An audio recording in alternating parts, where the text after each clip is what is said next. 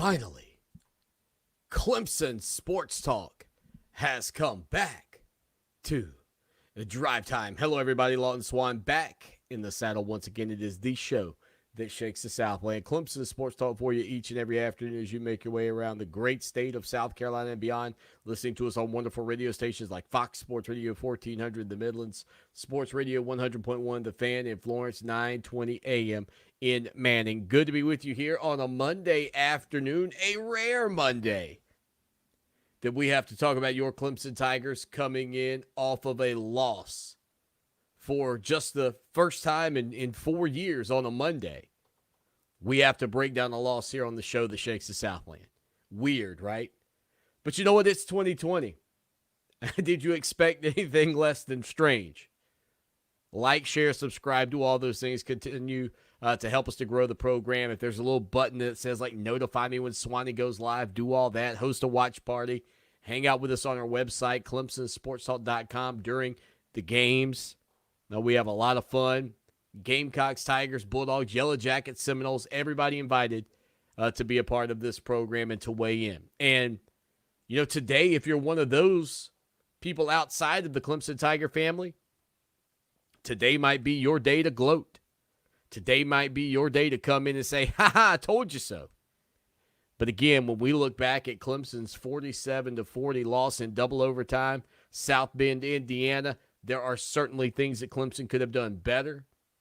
There are absolutely moments in that game that Clemson made mistakes up and until perhaps one of the final possessions of the ball game, where a couple of things in Clemson's final possession in regulation, a couple of things happened I'd never really seen before, or at least that I don't remember. Most notably on the second down play. But we'll get to all of that in just a little bit here on the show today. William Qualkenbush in hour number 2. We will hear from Big Trev, the Giant Killer, who was out this past Saturday. Trevor Lawrence was on the sidelines in South Bend, Indiana. We'll hear from Cornell Powell, who has quickly made a name for himself this year. A guy, if you check the archives editions of this program, you will hear us saying during the offseason, and if you find any radio interviews that we did during this offseason, when people asked us, you know, Swanee, when they said, Swanee, who do you think is going to be a name that we should write down and we're going to be talking about at the end of this year? I said, I think Cornell Powell would be a name I'd pencil in. I think it would be a great story. And had Clemson escaped with a W on Saturday night in South Bend, which, again, you can make the argument. I mean, I don't think anybody's arguing they could not have won. But they did plenty to not win that game. And it's disappointing for me for a couple of reasons. I'm sure for you, you can comment, leave your thoughts and questions, whatever you want to get into here on the program today. We can put those up on the screen as well. Like, again, Clemson Sports Talk, the most digital content covering your Clemson Tigers. But if we go back for just a minute and we think about this matchup on Saturday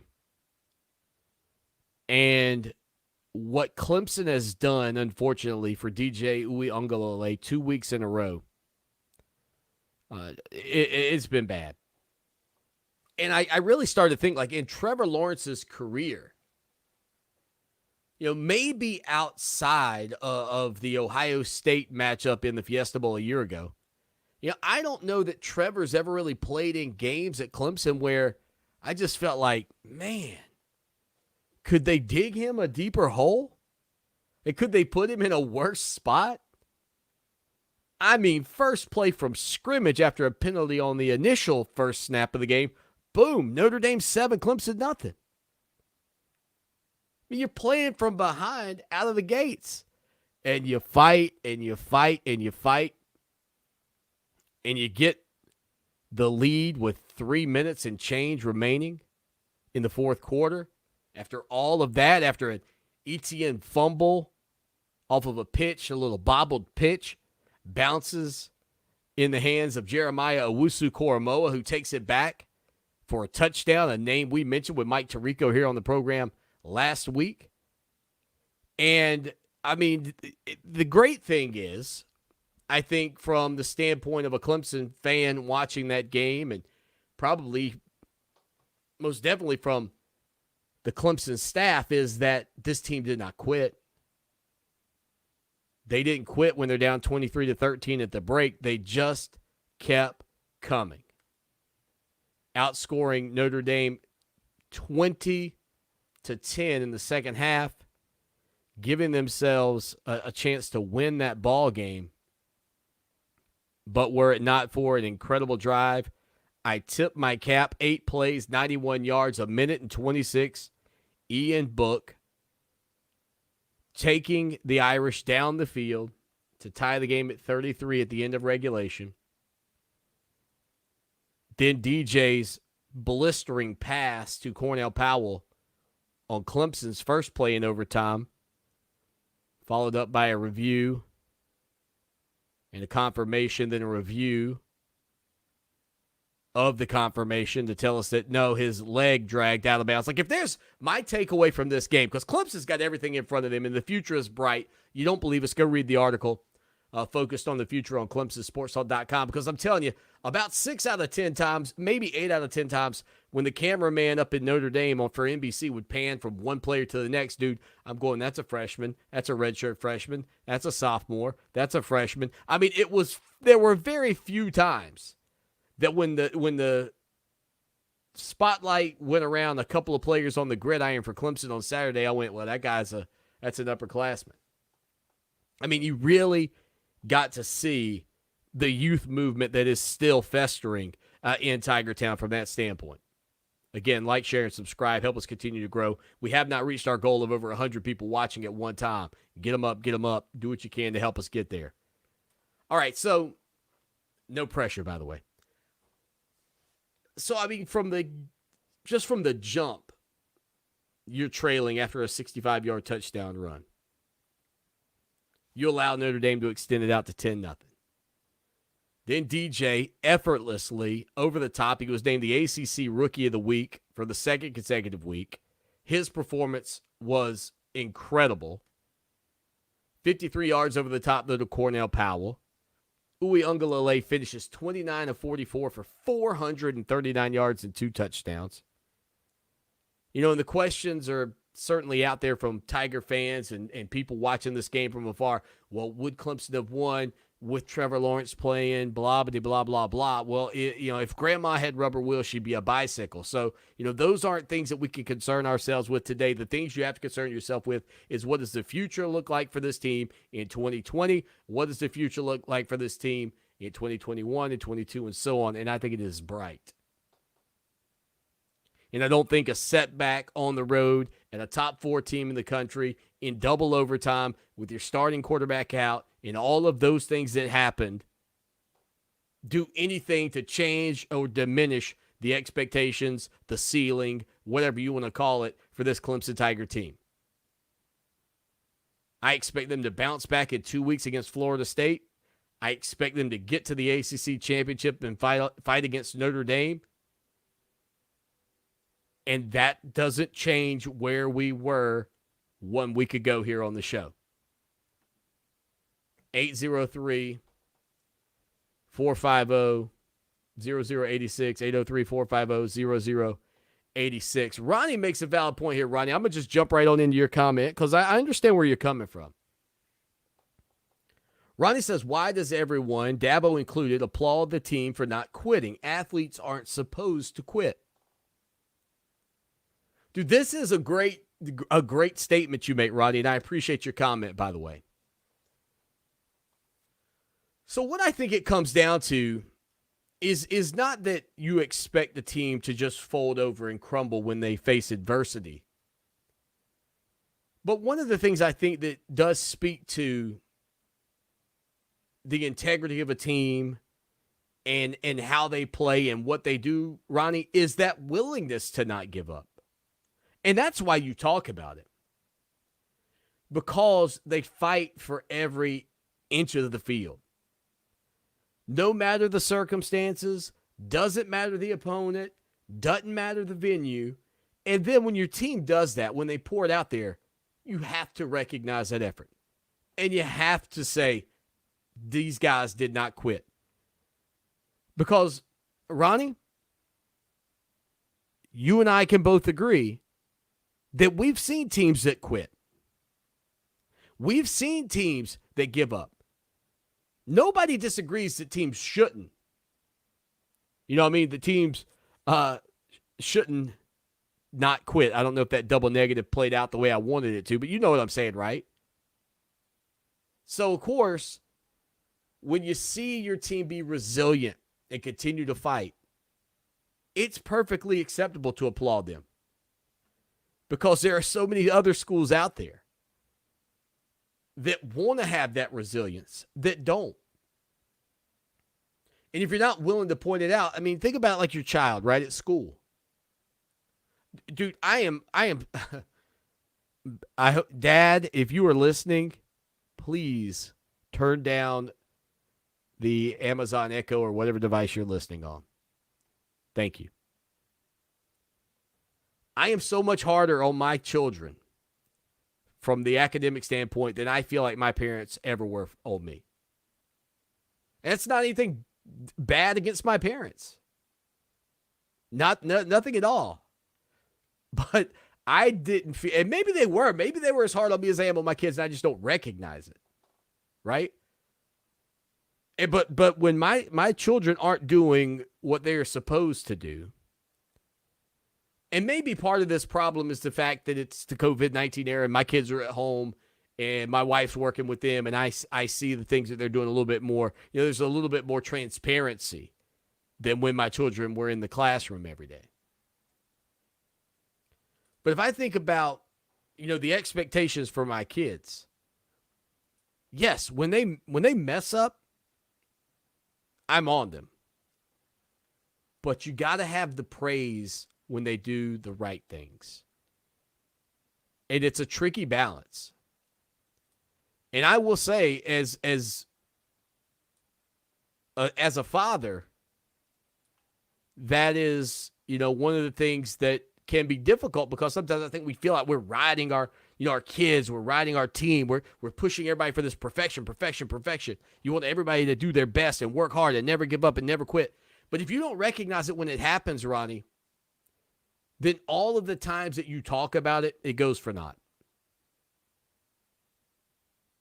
And so that's why you have to say the team didn't quit. They faced tremendous adversity in situations where others, like you see the mettle of Clemson. Like if Clemson goes out, this game is so much more valuable than 70-7 against Georgia Tech a couple of weeks ago. When people are, I'm bored. Remember that speech? People are, Swanee, I'm just bored. I get bored watching these games. Well, go do some yard work then. But don't come crying to Swanee when you get beat by Notre Dame in a couple of weeks. Don't come moping back, oh, Swanee, what? Nah, you were bored, bro. Don't come at me. So you have to celebrate it. And, you know, I will say my parents certainly celebrated my great successes that I had. I don't think they're as hard on me as I am on my kids. But that's just me. But, Dad, if you feel compelled at 43 to be harder on me at my age of 43, then by all means, I've opened up that door. I probably should have kept my mouth shut. 803-450-0086. Thank you, Ronnie, man. Continue to chime in, buddy. We appreciate you. Edward says, man, we got to get our defense healthy. He says if Ladson and Ngata are healthy, if our offensive line starts blocking for the run better, we're headed for another run. Go Tigers. All right, so a couple of things to get in off of that front from Edward. Offensive line play has to be the big red flag for everybody at this point. And I go back to the conversations that we had with you last week on this. And again, it is, in my opinion, at this point, no different.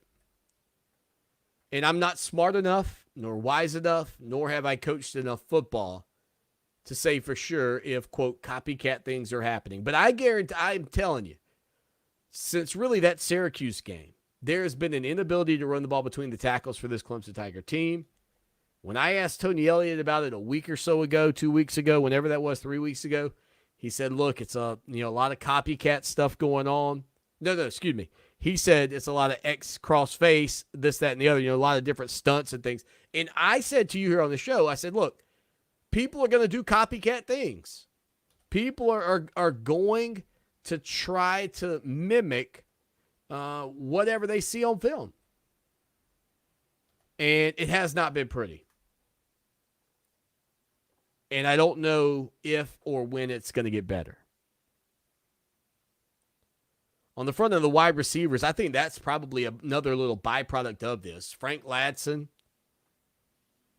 can't get out there and go the way you want him to. Joseph Ngata makes one reception for 14 yards, falls awkwardly, and he's injured again.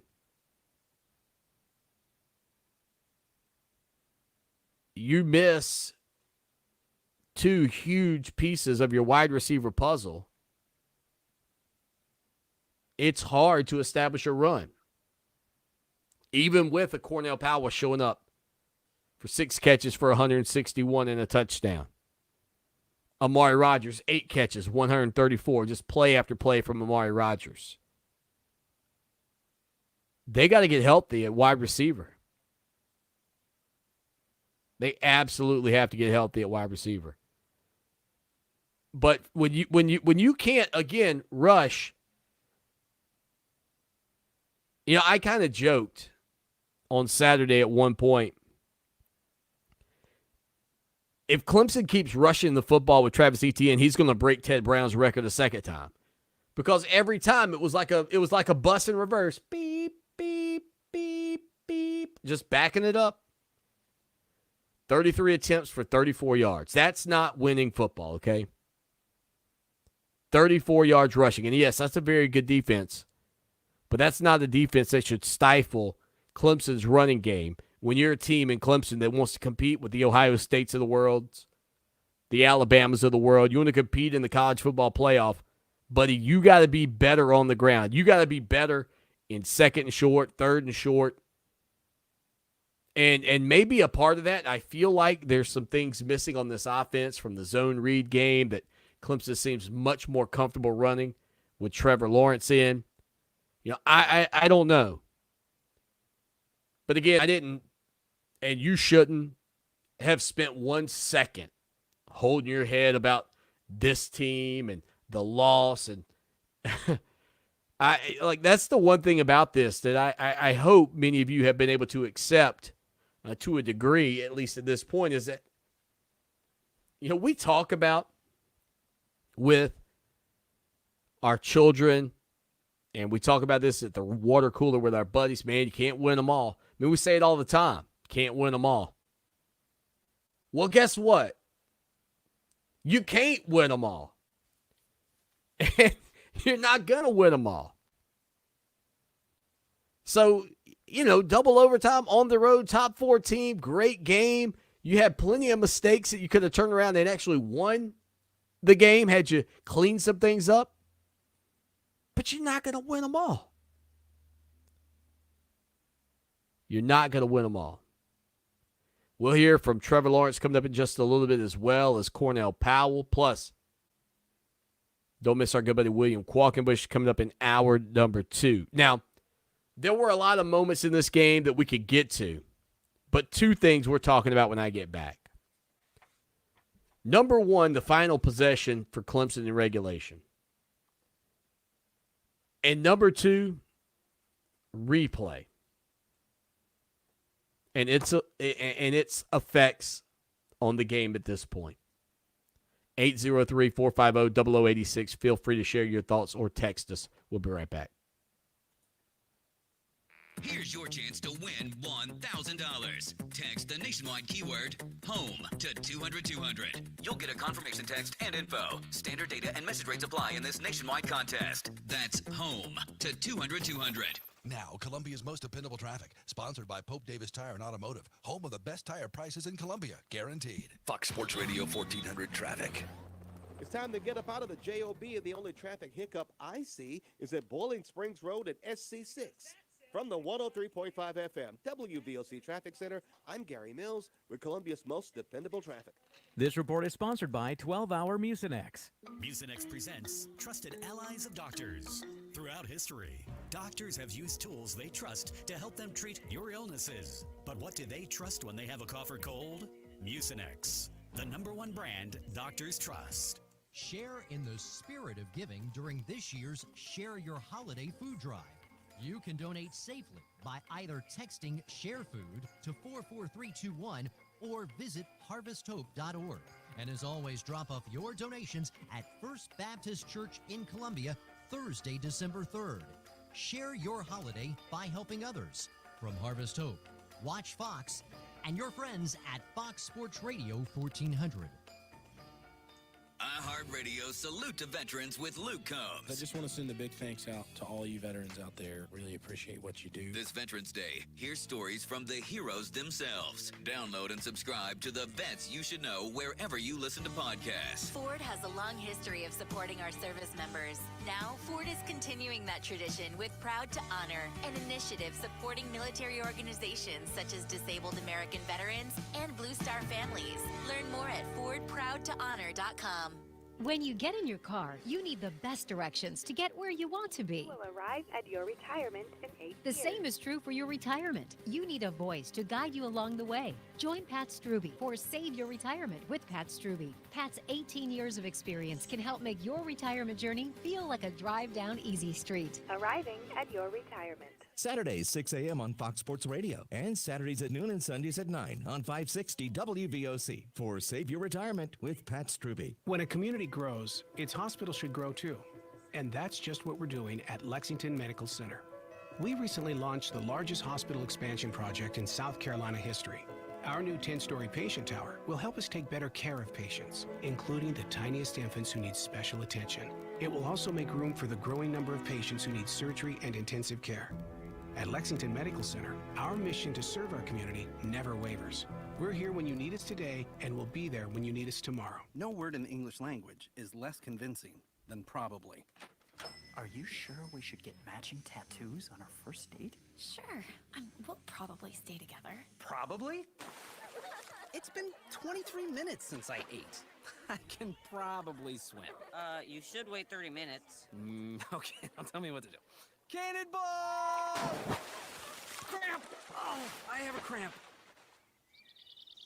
I can probably hit the green from here. Probably. Can I get a mulligan? Ready to go? Hey, are you sure you're okay to drive? Yeah, I'm pretty sober. Yeah, I'm probably okay.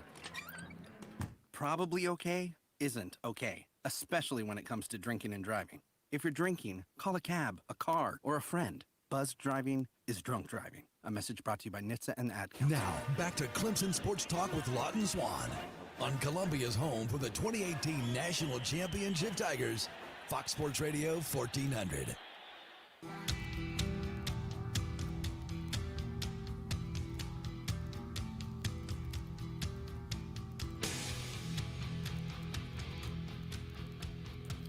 No. I did not play that in honor of Virginia Tech losing to Liberty. After, ow, that was attacked by the mic stand. Settle down, mic stand. All right, so we'll get Trevor Lawrence coming up in just a little bit. Cornell Powell as well. Clemson's final drive of regulation. And there are a lot of people that complain about Tony Elliott, and I'm not lying. Listen, it is not perfection at all times. I get it, you get it. It's not perfect all the time, but the thing about it, the track record of success on the gridiron speaks for itself. So don't expect me to come in here today and go, well, you know what? You ought to fire him. Tony Elliott don't know, come here from Sikkim. You're not going to hear that from me. All right? I don't even know if that's how you sounded when you were saying it. You may have sounded, differently. But look, The track record of success speaks for itself. It's like saying, well, you know, Swanee, if you had a financial advisor and he made all these great moves throughout a 5-6 year window with you, and he said, Swanee, I think you need to buy this stock, and you bought it and that stock tanked, you're probably not going to go, yo, dude, you are fired, because like one brick doesn't make a house in a positive direction. One brick doesn't make a house in the negative. Either way. But the final possession for Clemson in regulation is the one, and of course, I'm not talking about the taking the kneel. There was a possession there where Clemson took a kneel that sent it to overtime. 2 minutes, 10 seconds left in the game. Clemson gets the ball. Notre Dame has all 3 timeouts. DJ Uiagalelei carries the ball for a yard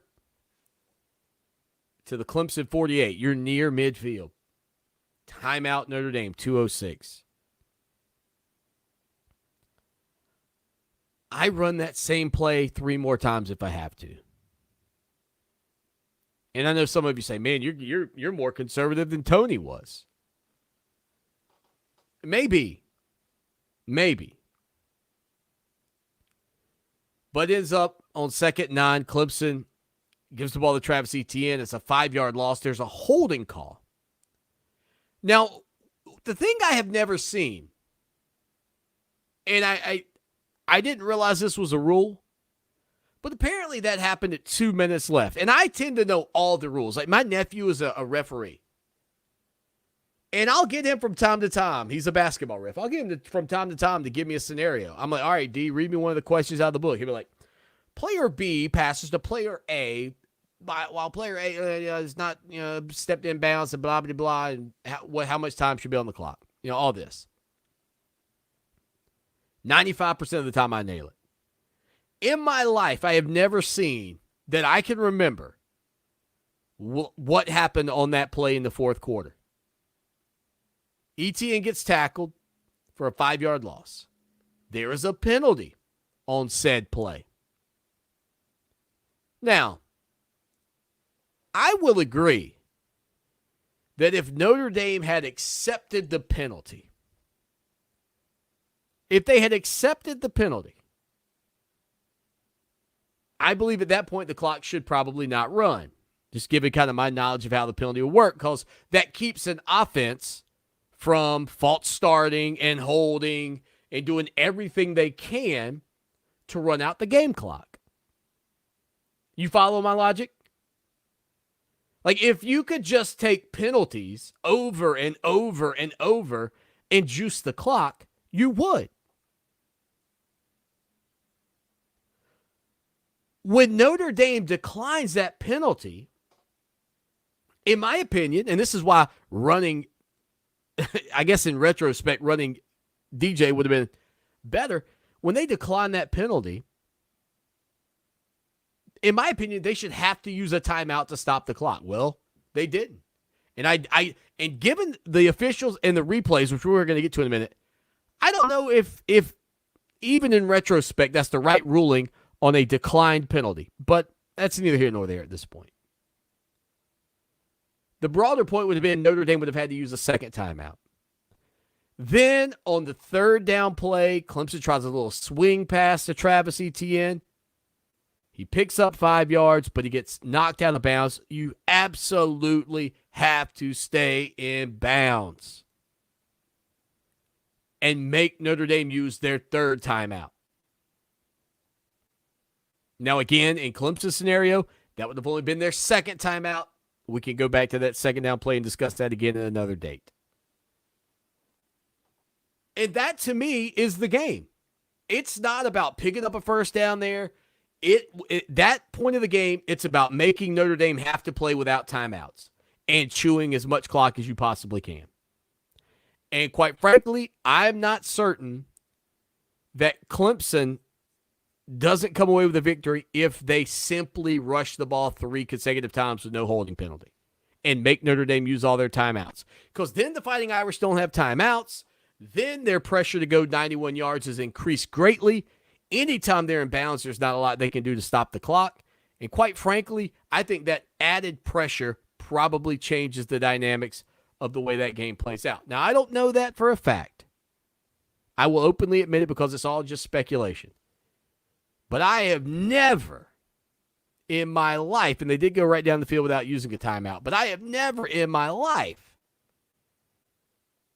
seen the call that we saw on second down happen. Ever in my life. Now, as for replay, and we've only got about 50 seconds, so it may have to carry over a little bit. There are things in sports that have to be absolute, but you can't miss them. And if you're going to use replay on every little thing, the way college football does, you're going to get some wrong. A lot. I think they need to change the replay rule in college football. I think it has gotten to the level of absurd. In that game, if you were a casual observer of that game, you were miserable watching it go down. We'll hit a break. We'll come back with more on the show that shakes the Southland.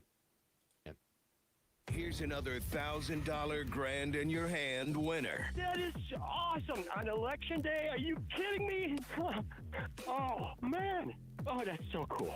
And I'm in a great mood. It's a beautiful, beautiful day. It's 62 degrees, sunny, and I won $1,000. Oh my God! Oh no, I don't believe it. I'm overwhelmed. I can't believe it. Yes, I'm so excited. Keep listening for 12 chances to win $1,000 every weekday on Fox Sports Radio 1400. For 28 years, the professional staff of the Hobbs Group and Hobbs Group Advisors has been dedicated to helping others achieve their financial goals by delivering quality, objective financial and accounting solutions to a diverse client base of individuals and businesses all over South Carolina. We offer tax and audit services, bookkeeping, payroll, litigation support, employee benefits, personal financial planning, investment management, and insurance services. Please call us at 803-799-0555 or visit our website, hobbscpa.com, to learn more about our people and services. Hey golfers, have you been to the golf capital of the world yet? Myrtle Beach Golf offers a variety of custom packages featuring nearly 80 courses. Golfers have the option to create the exact experience they're looking for. Plus, Myrtle Beach Golf provides top-notch accommodations with over 15 resorts, all guaranteed to be a hole-in-one. Come join us for a short drive away in Myrtle Beach for your best golf trip by par. Book now at myrtlebeachgolf.com. Let me tell you who I trust to protect my home and my family. Modern Exterminating. Hey, it's Lawton Swan, and when you need top quality service from a team that knows what bugs you, call Modern Exterminating. 765-2315. They're locally owned and offer a full complement of pest elimination services, including complete pest control, termite plans, moisture control, and more. Check out Modern Exterminating online at pestfreesc.com or give them a call today, 765-2315. Modern Exterminating. They know what bugs you. Here's your chance to win $1,000. Text the nationwide keyword HOME to 200-200. You'll get a confirmation text and info. Standard data and message rates apply in this nationwide contest. That's HOME to 200-200. Live from the $1,500 Instant Rebate AAA Heating and Air Weather Center. Look for clouds tonight and warm temperatures, lows in the mid-60s. Tomorrow, more clouds with scattered showers and highs around 80. For Channel 25 ABC Columbia, I'm Chief Meteorologist John Farley. This report is sponsored by Prisma Health. At Prisma Health, they are making healthcare exceptional for everyone across the Midlands and upstate, with more access to care, research innovations, and patient education. They're committed to helping you be your healthiest you. Learn more at prismahealth.org/inspired. Roxanne Watson is on a mission. Hello, how are you doing today? She wants more people to register as organ, eye, and tissue donors. Are you an organ donor? Yes, I am. My goal is to sign up the most people in the United States. What drives her? Roxanne's own life was saved through the gift of a heart transplant, made possible by an organ donor. I decided that day that I was going to devote myself to the cause of organ donation and signing people up and honoring my donor by doing that. Now she's back to health, and she's a powerful force helping to save lives every day through her work. Imagine what you can make possible by leaving behind the gift of life. 8 people can be helped with the major organs, and up to 50 people can be helped with a little bit of everything. And when you think about it that way, that you could help that many people, it's amazing. It really is. Learn more and sign up as an organ, eye, and tissue donor. Go to organdonor.gov. A message from the U.S. Department of Health and Human Services, Health Resources and Services Administration. It's time to show your online assistant where you go for a good time. Okay, Google, play Fox Sports Radio 1400 on iHeartRadio.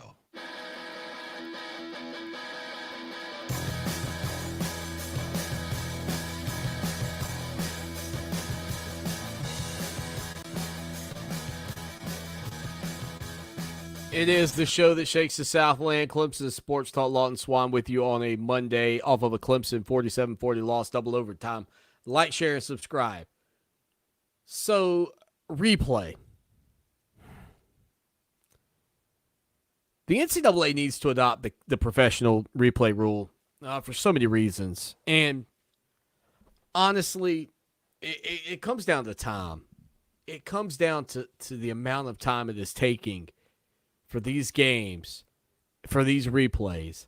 And quite frankly, this is the thing that really angers me about replay and the replay rules. There is human error everywhere in life. Everywhere in life. And the reason you put replay in is because you want to eliminate the human error on the official side of things. Except for this. On the big pass that Notre Dame had, I mean, I know they had a couple of big receptions, but there was a big play in the ballgame. I can't remember exactly when it took place. Went to replay. The ball clearly, it's when the guy, it looked like he just snagged off the turf. The ball is underneath him. No hands underneath the ball. The ball is on the turf. And replay gets that call wrong. The ball spins. The guys watching the review are like, on NBC now they're going, yeah, nope, that can't be a catch. Look at the way the ball moves. Okay. So if the goal of replay is to eliminate errors, I'll give you another one. Amari Rodgers' fumble. Of the quick catch, the fumble. This goes back completely to the Ohio State game, and I know Ohio State fans didn't want to watch what they saw on Saturday. Because if you think what Amari Rodgers did was a fumble, then you could convince me that Justin Ross's was a fumble, of which I would say neither were. And I'll give you the prime example. And this is where the administration of rules needs to come.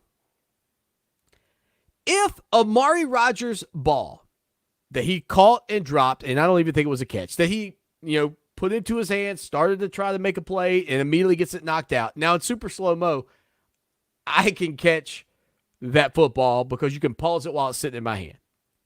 But in real time, it's not a catch. Never possesses it enough to make it a catch. But here's the thing.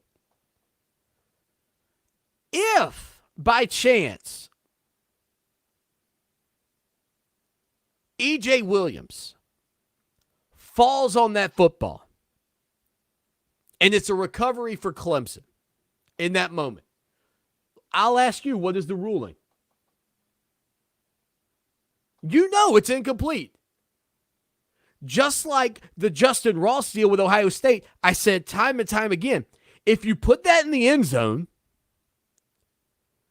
and you make that play, or you put Amari's play in the end zone, the administration of the term catch should not be justified by the position on the field. It should be justified by whether it's a catch or not. And if Amari Rodgers makes that play in the end zone, you know what it's not?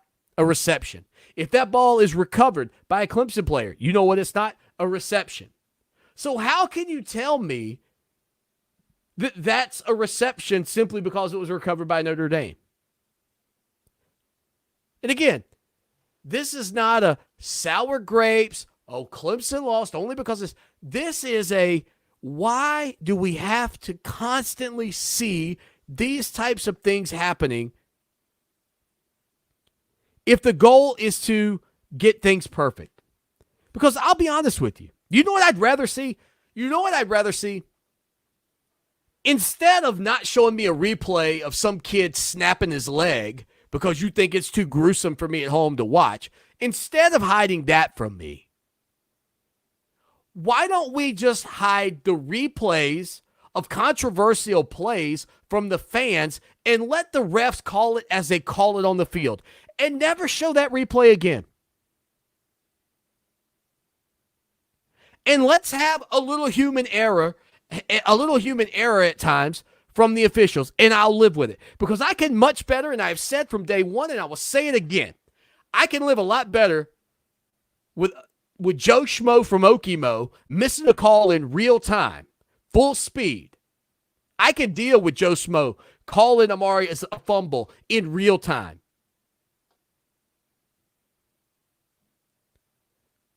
But I cannot deal with the guy in the booth missing it over and over and over.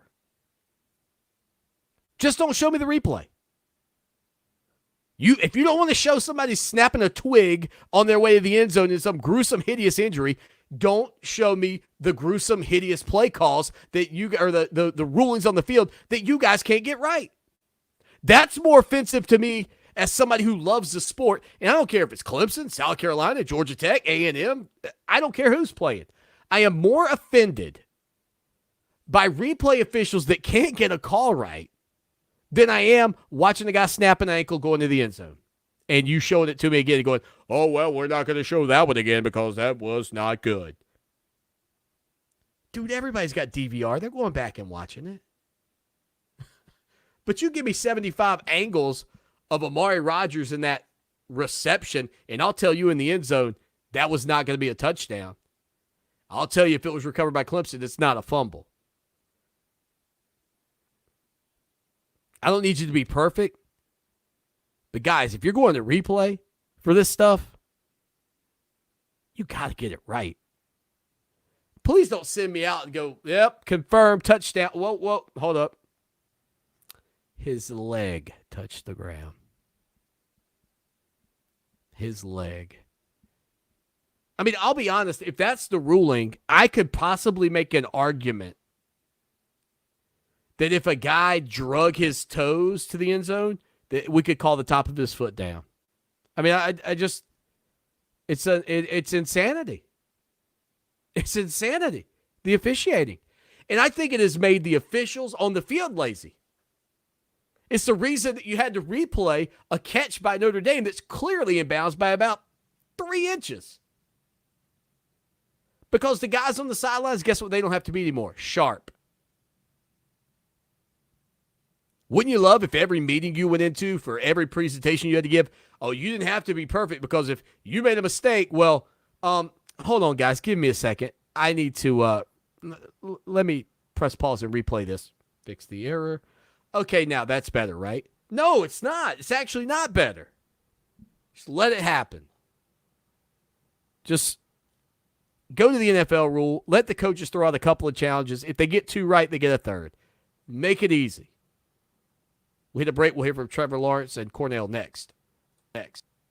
Are you finding it hard to breathe in your own home? When was the last time you had your air ducts cleaned? With us spending more time in our homes than ever, dust and dander's at an all-time high. There's no better time than now to have clean, healthy air in your home or workplace. And there's no one better to call than the cleaning experts at Zero Res Air Duct Cleaning. Right now, get $30 off an air duct cleaning plus a complimentary disinfectant fogging treatment. Call 803-262-4020 or schedule online at ZeroResColumbia.com. Introducing the latest Hardee's Angus Burger redesign. Specifications include juicy 100% black Angus beef, new thick-cut pickles with increased crunchiness, ultra-fresh lettuce for maximum crispness, melty cheese that delivers ultimate flavor satisfaction, all stacked between a new premium potato bun and savory signature sauce. The new Icon Angus Burger, part of the new Angus Burger lineup at Hardee's. Indulgence complete. Feed your happy. Available for a limited time at participating locations. Price and participation may vary. At the Home Depot, we improve things. This holiday season, we've improved Black Friday. Instead of one day of crazy, we've lowered prices now, and they'll stay low all season. From decorations to dishwashers, wreaths to ratchet sets. So sleep in. you're not going to miss Black Friday. Not one little bit. Black Friday improved. The best prices of the year already here at the Home Depot. How doers get more done. U.S. only while supplies last. See store for details. iHeartRadio is the #1 choice for music, radio, and podcasts, all in one. No one makes it easier to hear everything you love in one free app. The stations, the podcasts, the playlists that I love. Some of the biggest names in music. They make their own. Post Malone, Black Keys, Zach Brown Band, DJ Khaled, Camila Cabello. it's perfect. They really know what they're doing with the playlist. If you're not one of the tens of millions who have the app, download iHeartRadio for free today and start listening. iHeartRadio. Dave, what are you doing? Just sending a gift to Dave 2037. Who? Me in the future. I save a little money from every paycheck as a gift to Dave 2037, so he can spend it on things like anti-gravity boots or a hologram Doberman, something cool like that. I think Dave 2037 deserves it. He worked hard. What are you getting Steve 2037? I guess I was thinking Steve 2037 would just fend for himself. Well, all right, but don't expect to be borrowing my anti-gravity boots. You want to have money in your future? You got to start saving now. Putting some money from every paycheck into a savings account or contributing to your 401k can make a big difference later. Put away a few bucks, feel like $1 million. For free ideas and easy ways to save, go to feedthepig.org. That's feedthepig.org. Hey, let's just hope Steve 2037 doesn't get his hands on a cold time machine, because he is going to come back here and knock some sense into you. This message brought to you by the American Institute of Certified Public Accountants and the Ad Council. Not completing high school is more of a social thing than it was an academic thing. Even though all these years have passed, I still had that longing to have my diploma.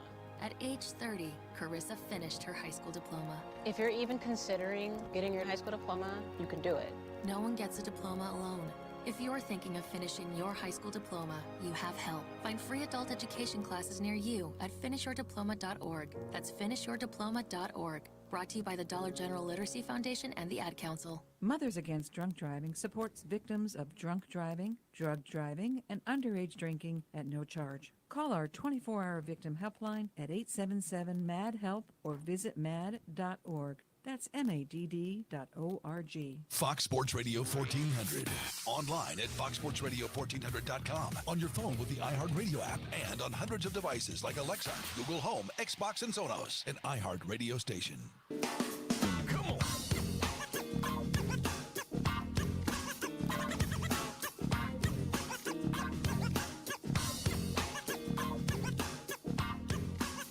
Again, I'll go back to the enforcement rule on that last possession for Clemson, and I'll give you a quick example. I could not find a thing. I tried to look during the break from the rule book about that, and again, it's neither here nor there at this point, and wouldn't have changed the game most likely. But so there's an example that the NCAA handbook gives where it's late in the fourth quarter. Team A has 2nd and 8. B44, the opponent intercepts the ball, carries it out of bounds, but B79 was offsides at the snap. When the game clock is stopped, it read 2 minutes or 1:59. Team A accepts the penalty, retains possession. In both A and B, the game clock starts on the referee's signal because Team B will not get the next snap.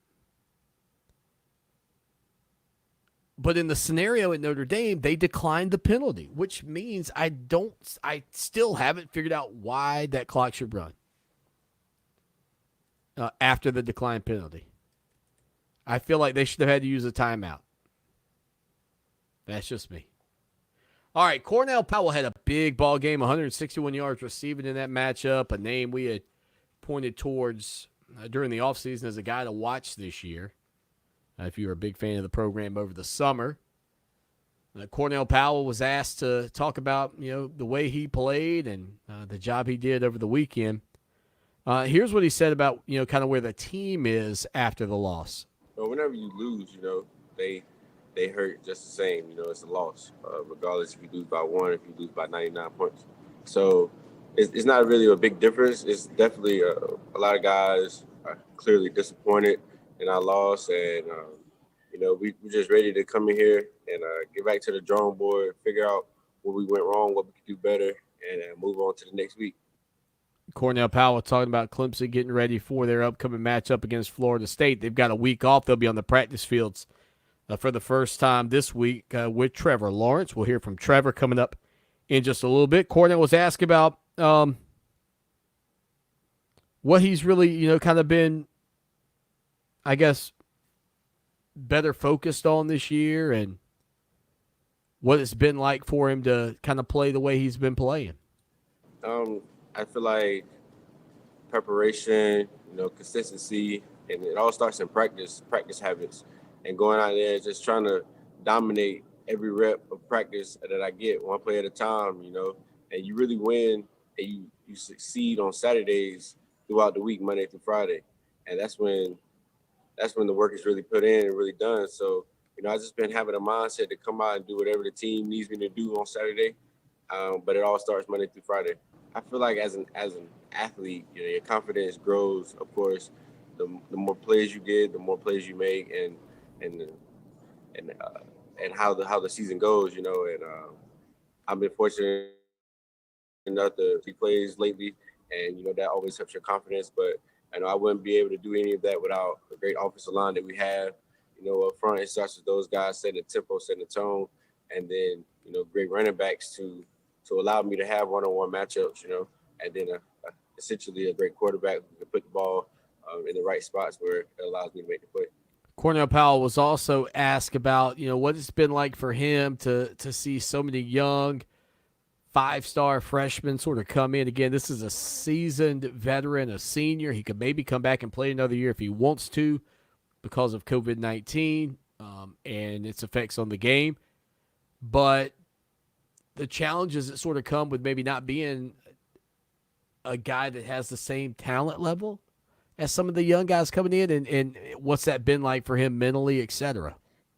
No, man, it's actually fun, man. As a competitor, the competitor that I am, having those guys, it just lights another fire under you, man. You gotta bring it each and every day, because those guys they're highly ranked for a reason, and those guys coming in here with the same mindset that I came in here with, to come out here and start and be the best receiver that Clemson's ever had. So, that's one thing about Clemson, man. One thing that I learned is how to compete, how to go out there and prove yourself every day, because you can have a great week one week, and then next week it could be another guy. So you just want to go out there and do your best. Cornell Powell talking here on Clemson Sports Talk earlier today up in Tigertown during the availability with the media. He was also asked about, what it would mean to get another shot at the Fighting Irish, maybe in the ACC championship game, and, what that would, what that would be like or how he feels about it. And we're really just focused on Clemson, man.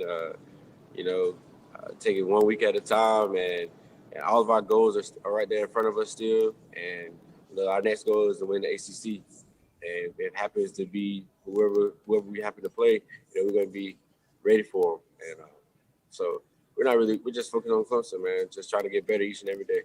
Just focusing on Clemson, trying to get better each and every day. Again, focused on the future. Head over to ClemsonSportsTalk.com and again see our thoughts on why DJ Uiagalelei's performance in a 47-40 loss at Notre Dame really sends a signal that the drop-off or concerns of a drop-off between DJ and Trevor are not, is not going to be big or significant or whatever terminology you want to put on it. The fact of the matter is the fact that, look, this is a situation where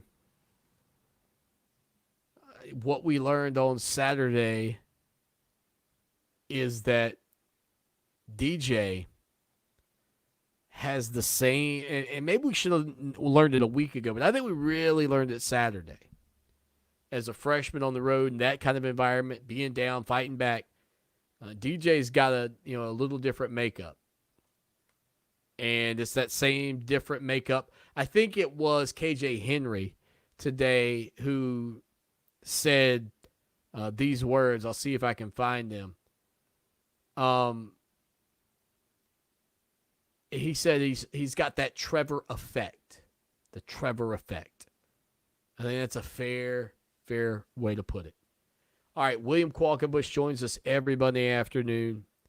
We'll catch up with him. We'll talk about the Tigers. We might even peek over the fence into the backyard of the South Carolina Gamecocks, who had a miserable weekend against Texas A&M. Stay with us. Clemson Sports Talk with Lawton Swan on Columbia's home for sports. Fox Sports Radio 1400. Now, Columbia's most dependable traffic, sponsored by Pope Davis Tire and Automotive, home of the best tire prices in Columbia, guaranteed. Fox Sports Radio 1400 traffic. Checking the traffic tip line, 343-1055. The accident with injury still out. Augusta Road at Wren Road. Also an accident, Patricia Drive at Leesburg Road. From the 103.5 FM WBLC Traffic Center, I'm Gary Mills with Columbia's most dependable traffic.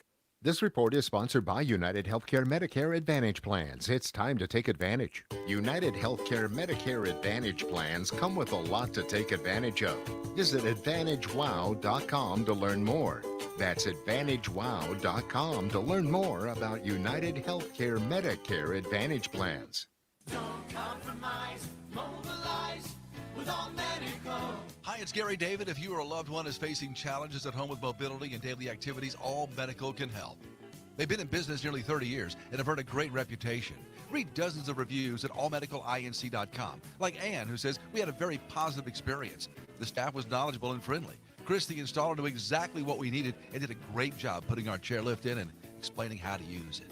So whether you need something simple like a grab bar or a ramp or something bigger like a home elevator or a walk-in tub, All Medical has the products to make life at home easier. They're accredited and can help you with the details of filing if an item's covered by your insurance.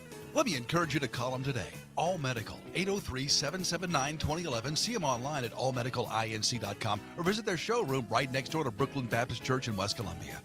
All Medical. Quality of life is what they're all about. Don't compromise, mobilize with All Medical. At AAA Heating and Air, get an instant manufacturer's rebate of $1,500 plus 0% financing for qualified applicants and a 15-year parts and labor warranty. Call 677-1500 today. AAA Air when you need us. AAA Heating and Air. Ever had that small crack in your windshield that turned into a very large crack overnight? Hi, I'm Ray. And I'm Mary Ann, and we're with Absolute Glass. We are your only local high-end auto glass specialist in the Midlands, used by high-end car dealerships. And we absolutely have you covered. Whether it's a small or big crack, you can be confident in our certified technicians to get the job done right the first time. Visit AbsoluteGlassInc.com for a quote or call 951-7200. That's AbsoluteGlassInc.com or 951-7200. You wanted to see me? Yes, please, have a seat. So here's the thing. When this company brought you on, we took a chance on you. You didn't have that 4-year college degree we typically look for. Right. But we gave you a shot anyway. And since then, you've worked incredibly hard and given it your all. Thanks. You've been an important asset to the team, but I don't think you can be an intern here anymore. We want to hire you. You're serious? Absolutely. Find your next great employee. Introduce yourself to the Grads of Life. Who are they? Talent worth knowing about.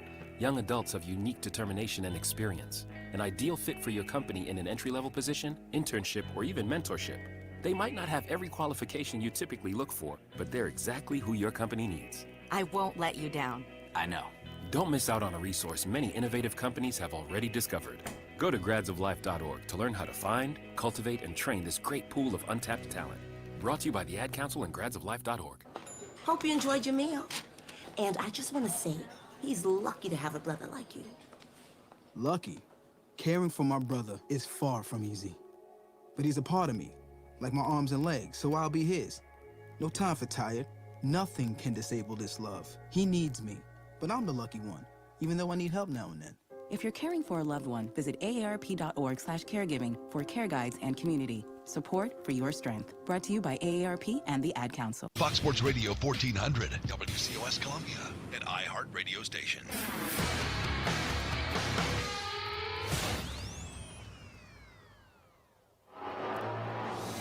It's time for Clemson Sports Talk with Lawton Swan. Ready, set. Just call me Swanee. Tiger style. Tiger style.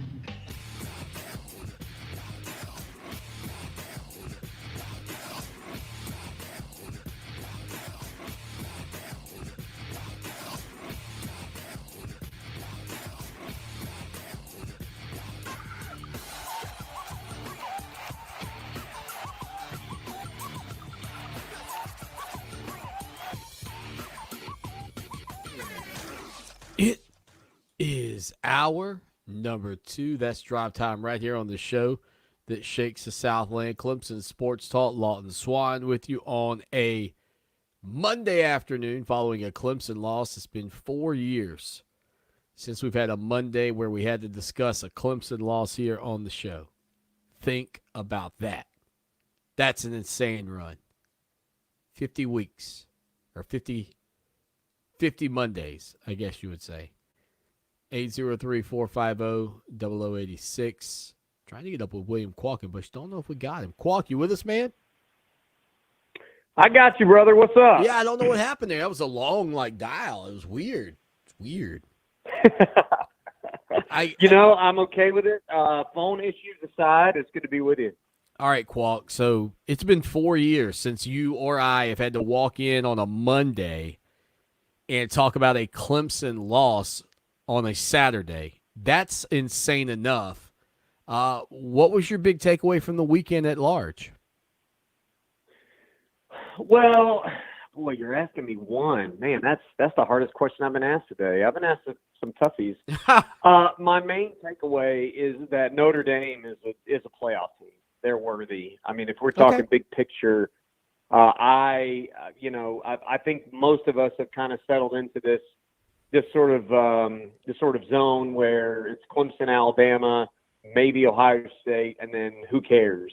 And the fourth team just really, I think people, we have to fill 4 spots, but people just weren't confident, weren't feeling very good in the fourth team. I feel really good about Notre Dame as a fourth team, and here are a couple of reasons why. These number 4 teams, or at least a team that's not, Clemson, Alabama, Ohio State, they've had things that were wrong with them all the time. Even when the 4 was like, when Alabama was the 4,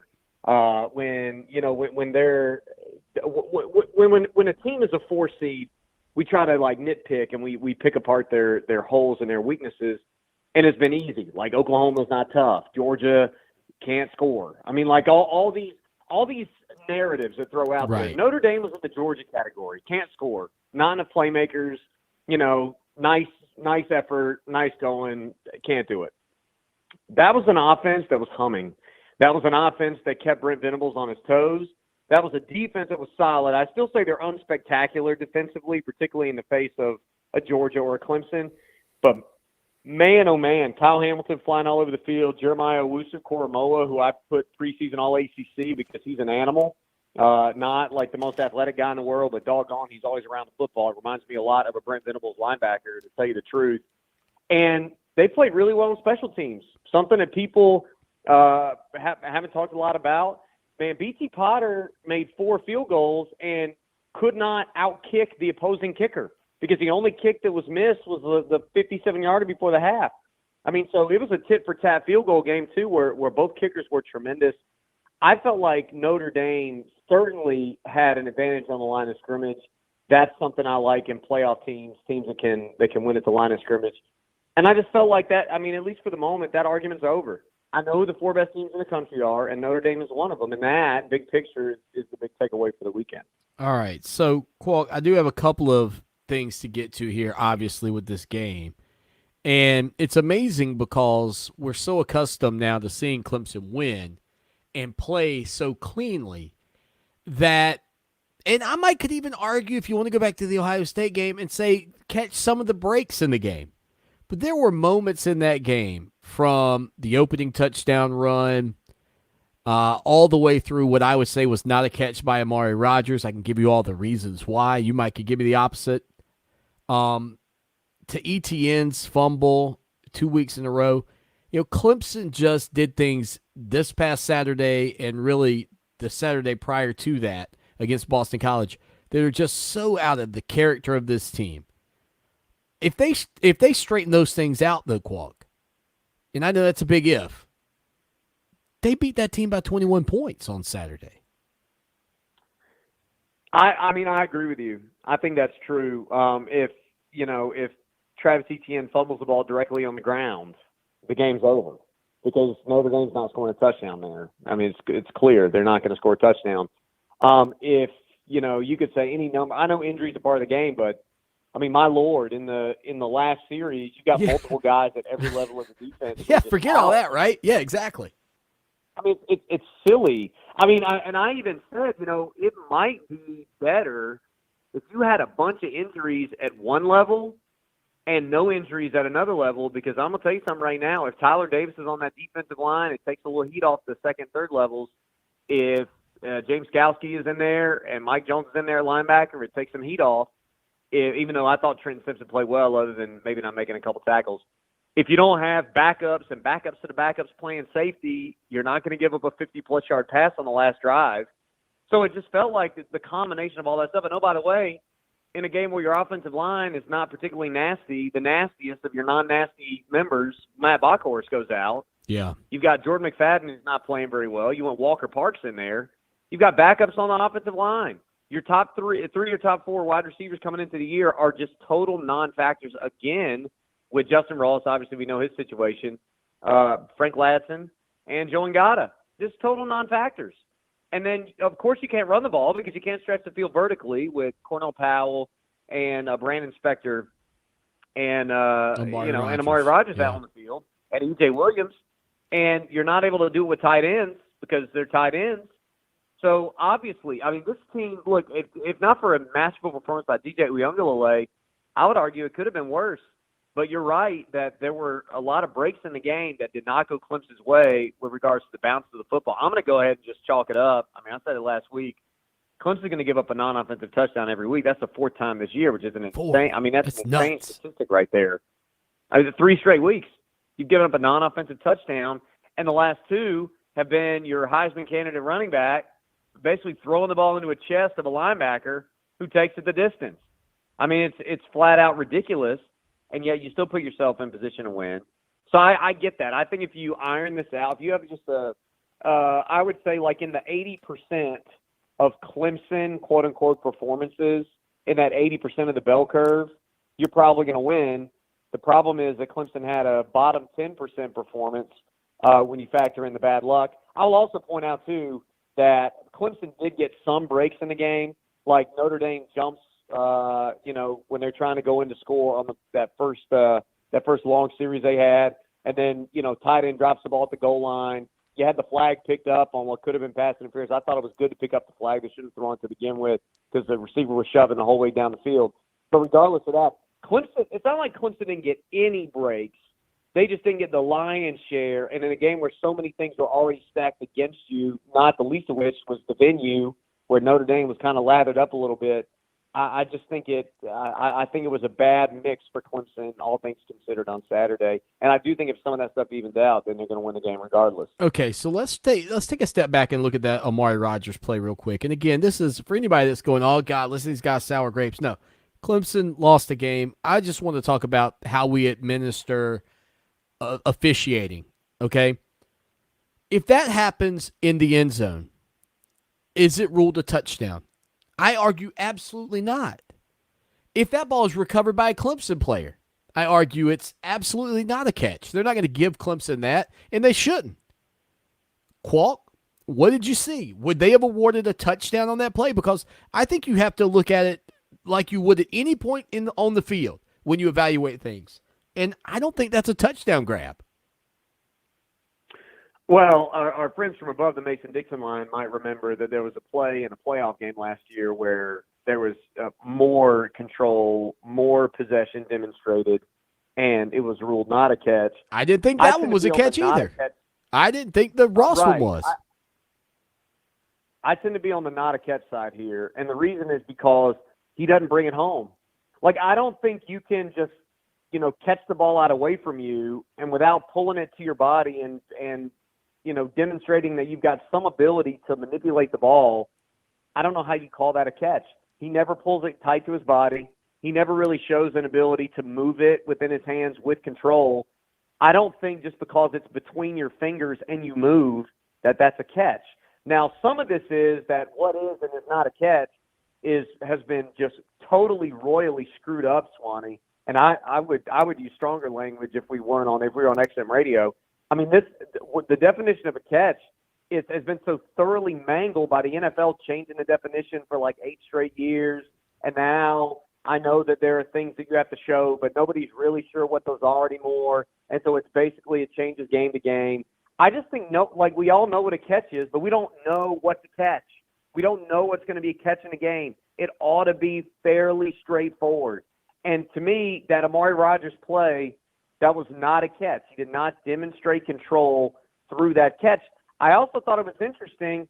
There seemed to be no rhyme or reason. The amount of evidence, the type of play, other than they seem to benefit Notre Dame, and I will call a little bit of conspiracy there, that there were a lot of plays that stood, but a couple got overturned against Clemson, and I thought to myself, well, there was less evidence for that than this other thing over here. Yeah. And there was one overturn. I can't remember what it was, which one, because 94 plays were reviewed in the last quarter and a half. But I'm sitting there going, I'm pretty sure that's even a bad overturn. Like they had way more reason to overturn Rogers' play than a bunch of the plays that stood in the game, in my opinion. So it wasn't just that they were that they were playing fast and loose with what to catch, or they were playing fast and loose with overturning a bunch of things. It was, okay, here's the standard for what's overturned via replay. Here's how they're going to be conservative. And then a play meets that criteria, and they decide not to overturn it. And then the opposite, where there's less evidence and they, or there's more evidence, they decide to keep it. It just didn't seem like there was any rhyme or reason to what the replay booth was willing to overturn in the game and how they were going to define what was and wasn't a catch. Like, I shouldn't, I should not notice the officials in the game. That should be their goal. And it felt like I watched the officials half of the ball game, and Clemson versus Notre Dame the other half. And that's beyond frustrating for me, because I don't mind human error. I don't. I said this earlier, Qualt. If you're not going to show me a guy snapping his twig running into the end zone because you think it might hurt my eyes, then let's get rid of replay and stop showing me a zillion replays in super slow motion of every little thing and trying to justify how it's right or wrong. And let's just let the plays get called on the field and roll along. Stop slowing down the game. It's ridiculous. Here's what I think they ought to do, and I've come to this conclusion. I'm not sure I'm going to love it. I'm going to deal with the consequences if it means an outcome that I don't like against a team that I'd rather win the game. So I've already decided, morally and ethically, I'm going to support my own stance on this, even when it makes me furious. I think the first thing that ought to happen is that every single camera angle ought to be shown to the replay crew in fast motion. And if it's not clear in fast motion, then let's go to slow motion. But to me, you got to have doubt in the fast motion. You can't just turn it on slow motion and say, well, it's clear, but now we go to the slow motion, and it looks like his pinky might have been not quite on the ground before the whole foot lifted up, and because of that, even though his pinky appeared to be out of bounds, we're going to say he's in bounds. Show it in fast motion. If you still have questions, then go to super slow motion. But I don't think the point of replay, we can talk about all the time, what replay is supposed to do. The point of replay was so that we could overturn obviously wrong things. The point of replay wasn't, for instance, to try to figure out whether Cornell Powell's leg, whether his leg touches the ground. Right. I mean, that's not what it's there for. It's not there to, like I said, in Indiana Penn State, Michael Penix reaches the ball out. It's not there to decide if it grazed a blade of grass, and we're supposed to super slow-mo zoom the sucker in until it's pixelated to death to try to see whether it grazed a blade of grass before it hit the pylon. That's not what it was designed to do. That's not why we have it. It wasn't in response to, I don't know, these really borderline, these hairline plays. I don't know if we could. It was in response to blatantly obvious things being ruled incorrectly. We have lost all sense of what it is. And to me, that means the Amari Rogers catch is going to stay. And that means that a bunch of things that I don't like are going to stay. But it also means that we're not going to look for 9 minutes at 53 different angles over and over and over again just to say that the call on the play stands, because we still don't know. If we don't know in fast motion and we don't know quickly in slow motion, then we shouldn't belabor it all day looking for the right angle that might give us a reason to overturn the call. Yes. It's just silly. It's absurd. All right, I want to get to another official administration thing in that ballgame that I have never seen, Qualk, and I couldn't find it in the rule book. Clemson's final possession of regulation, the second down play, there is a hold call on Clemson. That call is declined. The player, I think it was ETN, had the ball. He was tackled inbounds. The clock did not run when the ball was set for play. The ruling was said that what they said on TV was that, well, it's at the 2-minute mark, so it's not going to run. Qualk, I can't find that anywhere. I've never seen that in my life. I get it if they accepted the penalty. But when they declined that penalty, how's Notre Dame not forced to take a timeout? I know they went right down the field without burning one. But I can't find that was the right administration of that rule either. Do you know? I really don't. I mean, I asked the audience. I was like, what the heck is this? Because I'm like you. I'm like, if they decline, because in real time, I'm sitting in the studio going, okay, if they accept this penalty, they're dumb. Because that's replaying second down. Thank you. That means more time's going to run off the clock, and then Clemson is going to have a chance to make them use their timeout. This right. is wasting more time. So they need to decline this. Then they decline it, and I go, well, okay. Now they have to call a timeout. Because they decline. Right. They decline the penalty. Then it makes them use a timeout, but it also gets Clemson to third down. And I kind of thought to myself, when they throw that flag, it's going to cost Clemson 15 seconds because it's a 25-second play clock and not a 40. And also, I was having a conversation. I wasn't sure. I think the official said the clock will start on my whistle, and it didn't start. But also, Dabo wasn't, like, raving mad about it. So I'm pretty sure if it was, like, blatantly against the rules about the under 2 minutes or whatever, that I'm pretty sure Dabo Swinney would have been upset about it. And I also think you brought up, they went right down the field anyway and scored. I'll say this, regardless of how it happened, okay, I know a lot of folks wanted Clemson to try to get a first down, throw the ball there, and that's been the biggest argument. It's like, well, they didn't use a timeout anyway. Here's my thing. You give Notre Dame the ball their own 9 with 1:40 left and no timeout. Right. All of a sudden, the short middle of the field is gone. You can't use it. So Clemson's defending the field way differently. They're not even in the coverage that got beat because there's no point in it. So I think I just think there's a lot of benefit to that people are missing, and there's a way different approach offensively to the drive from Notre Dame if they have no timeouts as opposed to 2. And I think it'd be at least a little bit different if they had just the 1, which would have been a best-case scenario should Travis Etienne have fallen down in bounds. I mean, listen, Qualk, I love you, brother, and I know you and I don't line up perfectly on everything, but, bro, if we didn't just both have the same take today on that front, I didn't get to hear your show today with Kelly, but I'm telling you, if they run, I said right here an hour ago, if Clemson runs DJ 3 times up the middle, it's a more successful drive. Forget about trying to pick up a first down. You do the thing you needed to do, which was put Notre Dame in a pressure situation with no timeouts.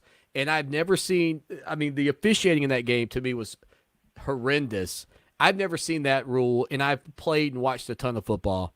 But there it is, Qualt. That's the way it goes, man. Listen, I'm with you. And I'll say this. There were a million reasons why Clemson lost the game. I don't think playing to give the ball back to a defense. And I know, and I know we're running out of time here, but I want to say this. I know the narrative is that the defense was depleted and they didn't have bodies and the coaches' families were on the field and they couldn't have possibly stopped them. They literally just stopped them. The reason Clemson has 1st and 10 on the 40 or whatever 48. is because they stopped them on downs. Yeah. There was no reason to believe that Notre Dame was going 91 yards under any circumstances. And rather than put the ball in jeopardy, you're going to let your defense pin them back, let your punt team pin them back, and make Notre Dame drive the field no matter who's out there on defense because they're hanging on a touchdown in 58 minutes of game time with their offense against your defense. I still think it was the right move. It was just poorly executed because of the holding on 2nd down and because Travis Etienne went out of bounds on 3rd down. Qualt, you're all over it, buddy, as always. Talk to you next Monday, man. Have a great week. Thanks, Wani. Be good, buddy. All right, brother. William Qualkenbush breaking it down, and he's all over it. And I'm in lockstep with him. Again, it's not to say, oh, yeah, Clemson would have won that game if that would have happened. It's about the circumstance and how those plays go down. And I don't think Clemson had to be aggressive late. I'm with Qualk 100% on that front. We'll hit a break. We'll come back. We'll hear from Trevor Lawrence. Stay with us. Stay with us. Here's your chance to win $1,000. Text the nationwide keyword family to 200-200. You'll get a confirmation text and info. Standard data and message rates apply in this nationwide contest. That's family to 200-200. Now, Columbia's most dependable traffic, sponsored by Pope Davis Tire and Automotive, home of the best tire prices in Columbia, guaranteed. Fox Sports Radio 1400 traffic. Watch out for debris in the roadway, I-77 southbound, mile marker 28. Also an accident, US 1 and Woodbury Road and Two Notch Road and Emmanuel Church Road. You're gonna have to tap your brakes because of an accident. From the 103.5 FM WVLC Traffic Center, I'm Gary Mills with Columbia's most dependable traffic. This report is sponsored by 12-Hour Mucinex. Mucinex presents Trusted Allies of Doctors. Throughout history, doctors have used tools they trust to help them treat your illnesses. But what do they trust when they have a cough or cold? Mucinex, the #1 brand doctors trust. Group training is a fun, accountable way to get in shape. I'm Coach Stewart of Dynamic Health and Fitness. Come train with one of our special groups today. We will focus on giving you the support you need to get in shape. We use the Dynamic Mob, featuring intervals of cardio, functional training, and strength training to change your lifestyle to make you healthy. Get started today at any of our locations in Lexington or West Columbia, or call 803-408-4060 or online at dynamichealthclub.com. Lawton Swan here, and I know in sports we're always talking about the big guy. Well, let me tell you, when you're buying a car, you don't need that. What you need to do is head down to Orangeburg to my good friends at Ferry Chevrolet Cadillac. 4 generations of family-owned business right there at Ferry Chevrolet. No dock fees, no tricks, straightforward pricing in a low-pressure environment you'll love. Check them out online, ferrychevrolet.com, or call them 803-536-1600. It's Ferry Chevrolet Cadillac, just a short 30-minute drive off of exit 145A in Orangeburg. At Great Clips, we want you to feel good about getting a great haircut. That's why we created the Great Care Promise, our commitment to keeping everyone as safe as possible in the salon. From contactless online check-in and social distancing to rigorous sanitization and mask requirements at all Great Clips locations, we're doing more to keep our salons clean and comfortable. Check in online and get a Ready Next text when you're next. Great Clips, it's gonna be great. All salons are independently owned and operated. Contact your local salon for specific safety measures. Type 2 diabetes is a serious chronic health threat in America. It affects tens of millions of people. Many people who have the disease don't know it. Diabetes can cause health problems such as heart disease, strokes, amputations, and blindness. Talk to your doctor, get screened if you're at risk, and learn how to avoid becoming one of the millions of new cases of diabetes each year. You can help prevent type 2 diabetes. A message from CDC and HHS. Not on my watch, our military service members say, as they volunteer to serve. Not on my watch, they say, as they leave their families behind to keep the rest of ours safe. As they move out, stand firm, and take fire. So not on our watch, we say, to the severely ill or injured veterans who can't get the care they deserve.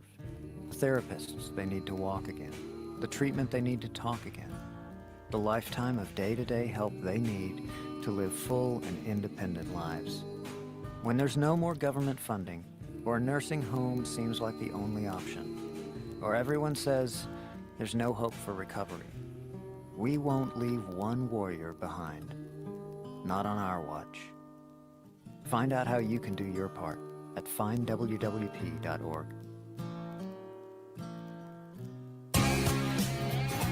Looking for South Carolina's favorite country? You'll find it at 97.5 WCOS.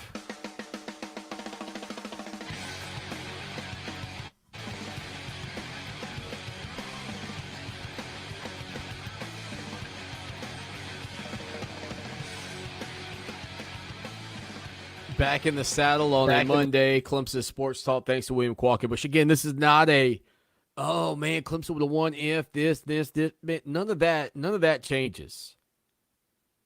With the conversations I'm having today about that game are about the ridiculous nature of the officiating throughout that ball game. It was hard to watch. It was hard to watch.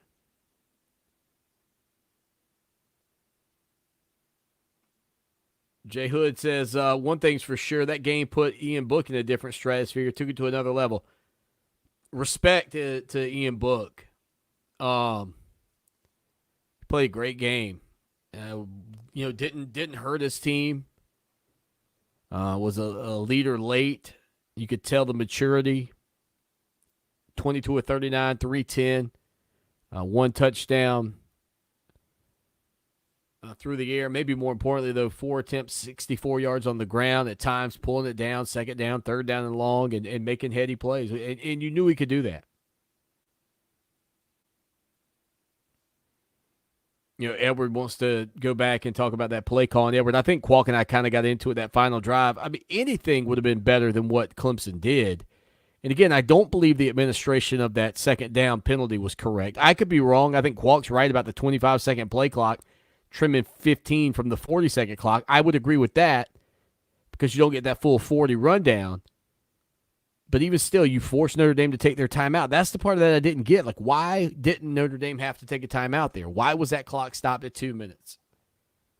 And if you're an official and you know the answer, because I tried to look in the book during one of the breaks. I tried to search for it. I couldn't find anything on it that would lay that out there. Again, that doesn't change the game except for giving Notre Dame the ball back with no timeouts, because I think if Notre Dame is down to one timeout, Clemson runs the ball on third down and gets them down to 0 timeouts. Or they allow Clemson to juice the clock, which I don't think they would have. They would have burnt their final timeout. That changes up everything on that final drive for them, even though they went right down the field 91 yards. It takes away anything over the middle because time is running out. Qualk's all over it.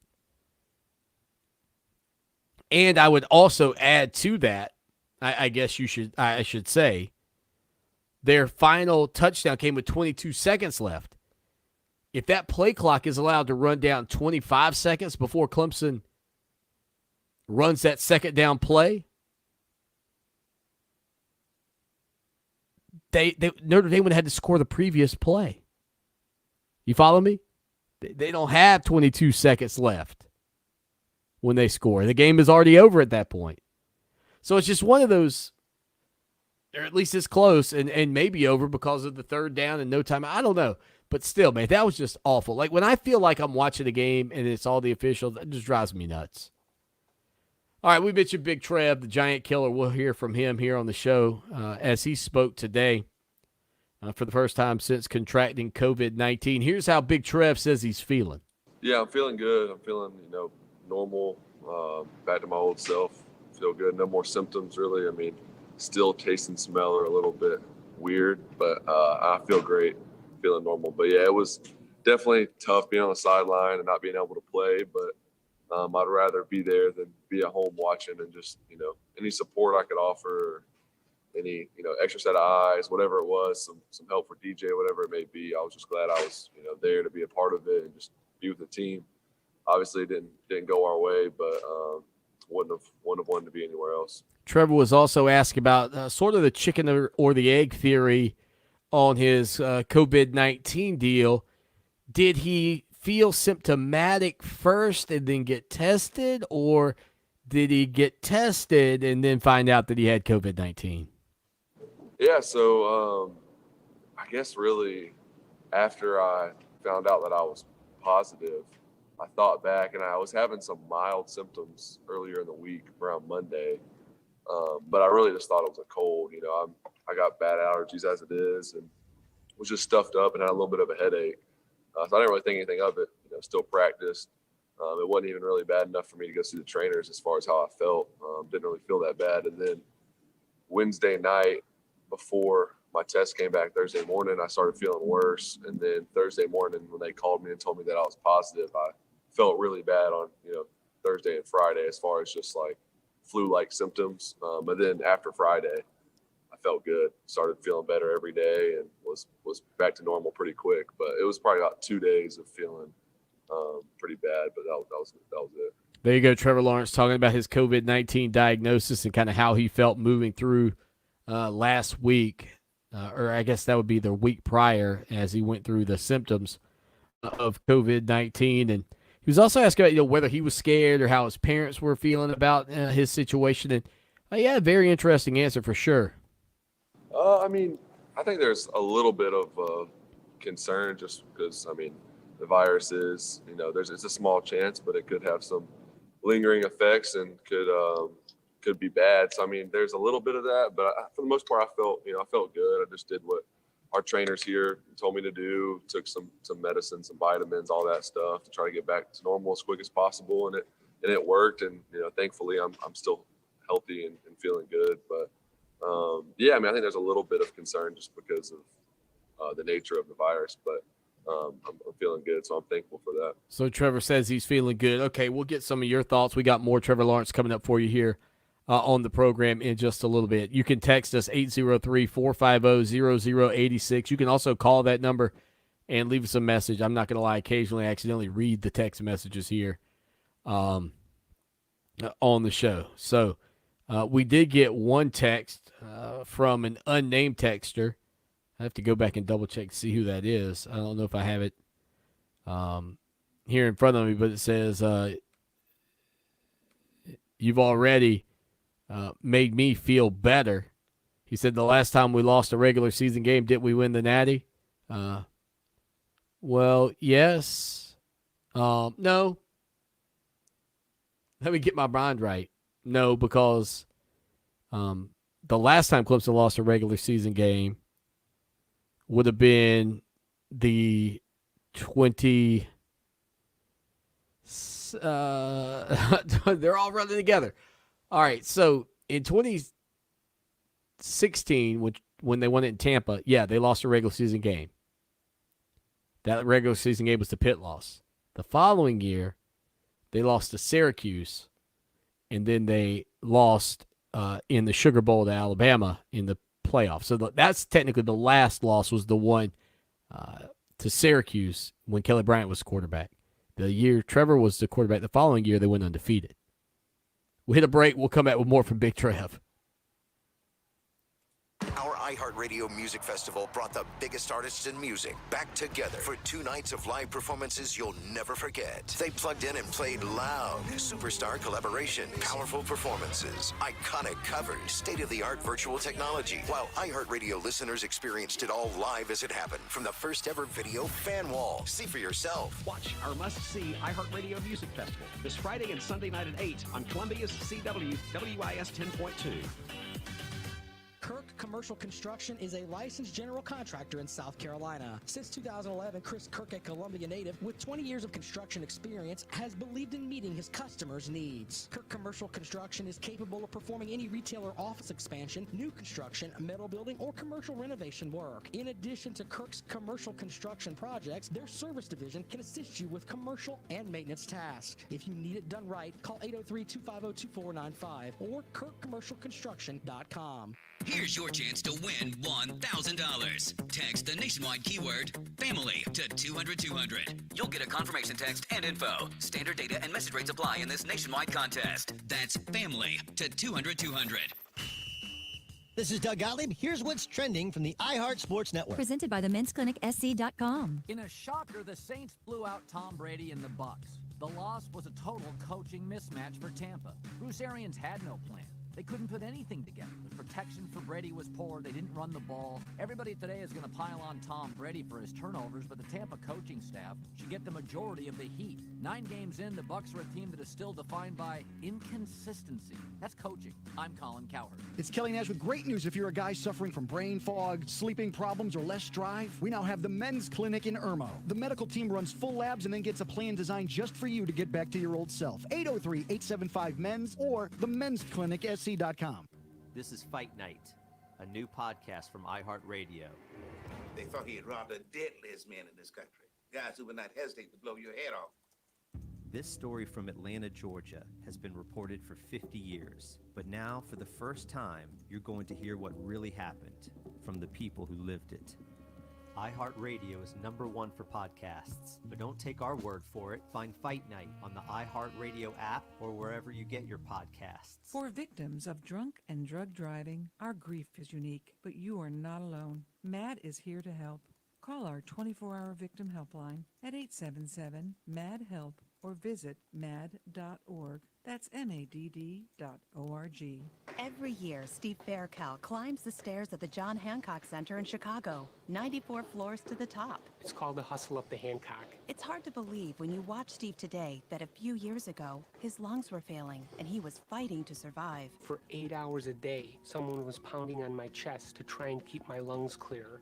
I honestly don't think I had more than a couple weeks to live. That's when Steve received the gift of life, a double lung transplant made possible by an organ donor. After I got my new lungs, I started doing things that I had never been able to do. I never knew that breathing could feel this good. Steve climbs to honor his donor and to raise awareness for organ, eye, and tissue donation. Wouldn't you like that when you left this beautiful planet, that you could save a few lives on your way out? It's an incredible gift. Imagine what you could make possible by leaving behind the gift of life.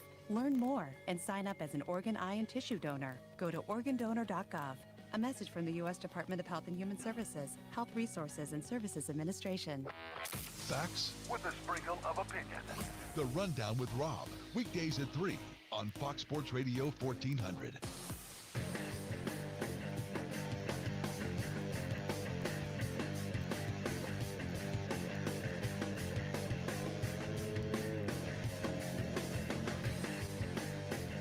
All right, Clemson Sports Talk on a Monday. Lawton Swan with you. Thank you for hanging out with us here. Okay, let's see. Now I know who. I got my phone, so I could tell I was charging my phone.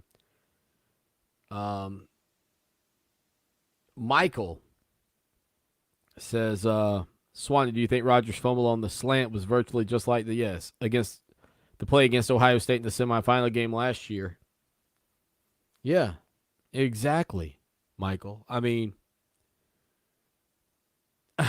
again, and this is what I want you, and this is what I would like the officials to start using as the measuring stick. Yeah, I know Dave Ramsey talks about the proximity principle. I want to talk about the placement principle. And the placement principle to me is, where did it happen on the field? And it shouldn't be any different in an end zone than it is at the 50. At all. Toes don't get, allowed. You're not allowed like some less toe inbounds at the 50 than you are at in the goal line. Possession is possession, no matter where it happens. And if you tell me, if we could digitally put that play happening in an end zone, and you tell me any person on earth would rule it a touchdown, I'd like to meet that person. I wouldn't rule the touchdown. You wouldn't rule the touchdown. And you're the people who should want it. I wouldn't rule the touchdown for Clemson. I wouldn't rule that a completion for Notre Dame. Nobody. It's awful. It was awful. Thanks for the text, Michael. John, listening to the program in Archdale, North Carolina, says, I don't like that Dabo went conservative with the play calling at the end of regulation. It kind of goes back on Elliott. Again, I've kind of said what I think on that. He said, I'm not with you on this one. I would much rather see a bad replay than a break or a torn ACL. Oh, man. Well, pardon me, Mr. Perfect! I can deal with it. I can deal with the breaks and stuff. I can't deal with watching a replay 75 times and go, I don't want to watch the replay of a broken ankle 75 times either. But please spare me we're not going to show you that when you're going to show me a replay that I'm going, oh, how did I get this wrong? As many times as I've seen it. Ben Zero chimes in and says, Swanee, I agree. That was the worst officiating I've ever seen. I also hate that it's not a free play if a defender touches our player while jumping off sides. Yeah, that was a big one too, wasn't it? Yeah. At the end of the day, he goes on to say, we were in a position where all we needed to do is first down, seal the game, and we didn't do it. Second week in a row in a contest where we were on the goal line, can't grind out the yards in the clutch. Valid. All of it's valid. Billy says, James Skalski was shooting laser beams with his eyes from the sidelines. I wouldn't want to be a quarterback looking into that stare. No, me neither. Funny story about that. One of my buddies played football at South Carolina. Was an offensive lineman. And I asked him one day, I said, dude, you played at high school, obviously. You played at South Carolina. I said, like, what's it like looking at some of those linebackers? He said, like you're looking into the eyes of a killer. Like they want to kill you. And I thought, well, maybe that's why I decided to give up football. Not interested. And that's the offensive lineman. Can you imagine being Travis Etienne and having to stare down that barrel, what they're trying to do to a running back? By the way, that was B-Man in SC earlier. B-Man, I got you in my phone, buddy, but it wasn't showing up for some reason. I got you. You got name, B-Man. You text this show enough, you'll get a name by your phone number in the old text line. 803-450-0086. All right. Back to Big Trev, because I want to talk about Notre Dame rushing the field. And since Trevor's talking about COVID, I think we might as well go ahead and wrap this up with Trevor. But he was also asked about, could he play this Saturday? Like if Clemson didn't have a bye week, could Trevor Lawrence play Saturday? Here's what he said. Oh yeah, for sure. I felt good honestly this past weekend. But yeah, I'll be ready. Hopefully, still got to talk to the trainers and stuff, figure everything out. But hopefully, I'm back in practice, just like normal this week. So we'll see. Trevor was also asked to sort of explain the protocols that he had to go through to not just get ready to play next weekend, but also travel to Notre Dame. Yeah. So I had my positive test on Wednesday. So your quarantine either starts 10 days from your positive test or the onset of symptoms. So like I was saying, I had some mild symptoms on Monday.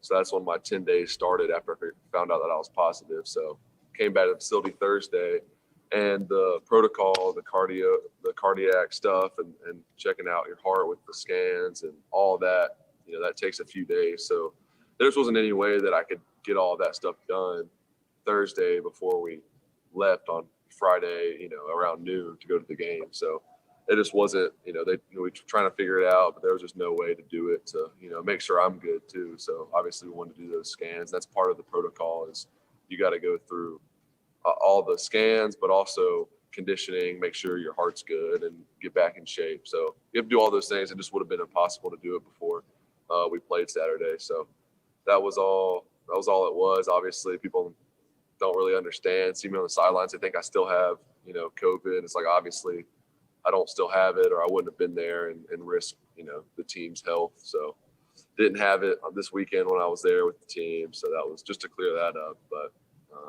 yeah, that was all it was. Trevor Lawrence talking about just trying to get back and what it's been like to get back and follow the protocols and go through all that.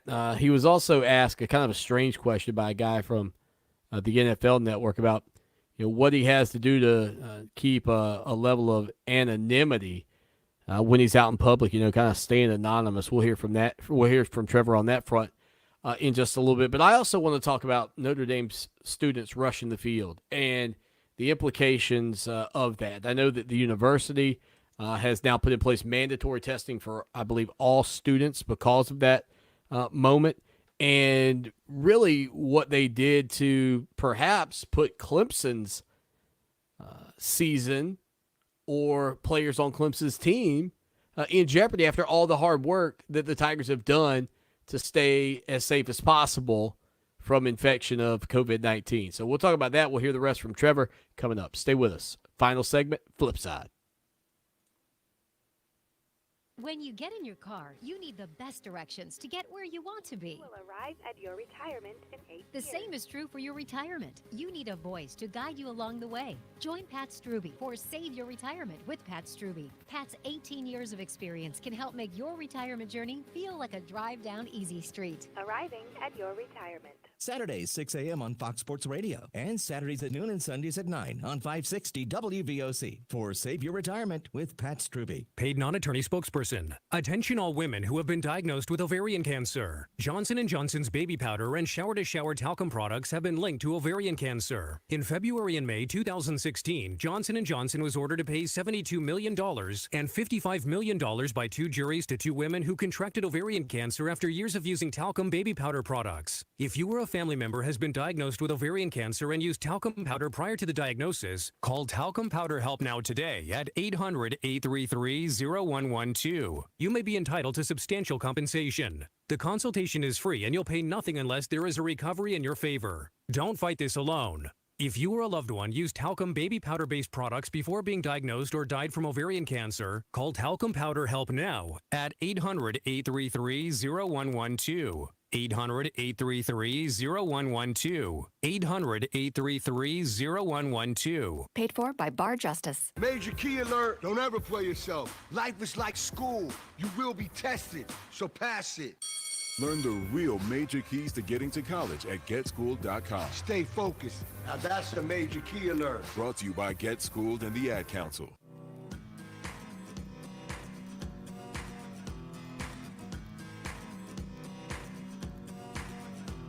People been saying to your friend, get a different face, and posting on their feed, they're super ugly. The things they say to them online are cruel and they're not true. So tell your friend, I'll stand up for you. Don't worry, I know what to do. Tell the world I see with an emoji to stop the bullies. Know someone who's being bullied online? Send the witness emoji. It looks like an eye in a speech bubble, and it's in the symbol section near the clocks in your phone. You'll let the world know it isn't cool, and you'll let your friend know you care. Learn more about the witness emoji at eyewitnessbullying.org. Brought to you by the Ad Council. Uncle Dan? Mom? Dad? If you store your guns properly, so not just anyone can get to them. I'll feel safer when I'm playing outside. Safer when walking home.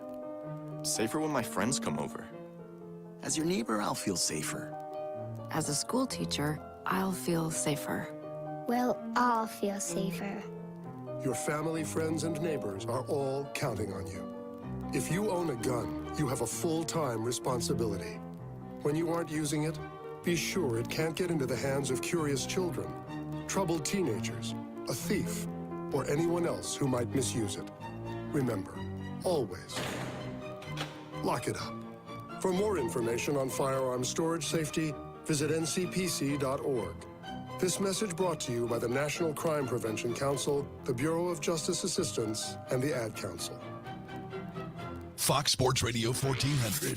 Online at foxsportsradio1400.com. On your phone with the iHeartRadio app and on hundreds of devices like Alexa, Google Home, Xbox, and Sonos. An iHeartRadio station. What have you done for me lately? It's a fair question. Just don't lose sight of the bigger picture. Don't forget history. Lucky for us at Clemson, the answer to the questions, what have you done for me lately, and what have you done always, are the same.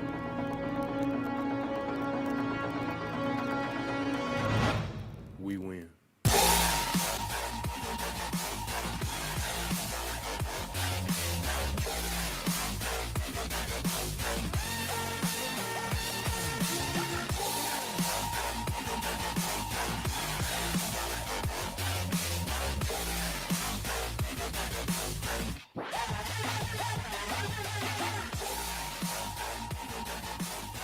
It's not tough to understand how it happened. Again, Clemson loses the turnover battle, field position, third downs, line of scrimmage, especially on the offensive side of the ball, and inability to rush the football in short yardage situations.